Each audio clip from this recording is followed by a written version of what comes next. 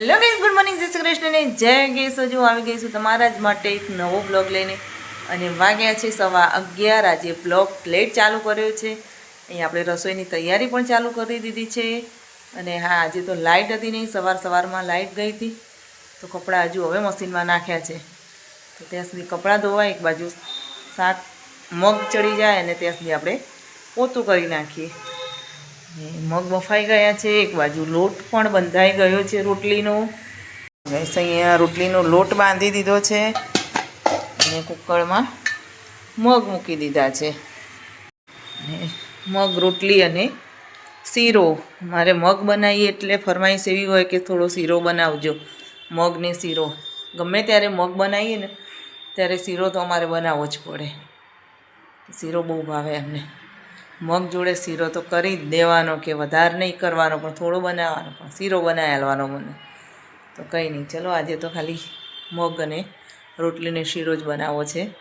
તો પહેલાં પોતું કરી નાખીએ અને પછી મળીએ. ત્યાં સુધી પવિત્રા પણ આવી જશે. ચલો ગાઈસ, તમને લોકોને પછી મળું છું. કેમ છો? બસ મજા. આજ તો સવારના દેખાયા નહીં વિડીયોમાં. વિડીયોમાં હવે આ દુકાને જોઈએ. હું મમ્મી હવે આવે તાર મેરા આવો. આજ તો વિડીયો ઉતારવો બહુ કાઠો પડી જાય. ઉતારવાનો તો મારે જ હોય ને.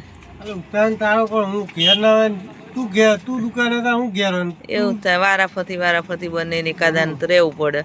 કારણ કે છોકરાઓને ટ્યુશન ને સ્કૂલ ચાલુ હોય એટલે બેસે ઘડીક બિચારા, પણ એમનો ટાઈમ ના રહે. અને 108 બોલી રહી, રમઝટી લેવાતી હોય અહીં તો અમારે તો રોજ 2 થી 3 તો અંદર જાય પાછી આવી. 2 થી 3 દિવસની તો સાચી જ નહીં, ડેલી સર્વિસ બાંધેલી જ છે. વચ્ચે તો અઠવાડિયે એક લાય બંબુ હોય. હા.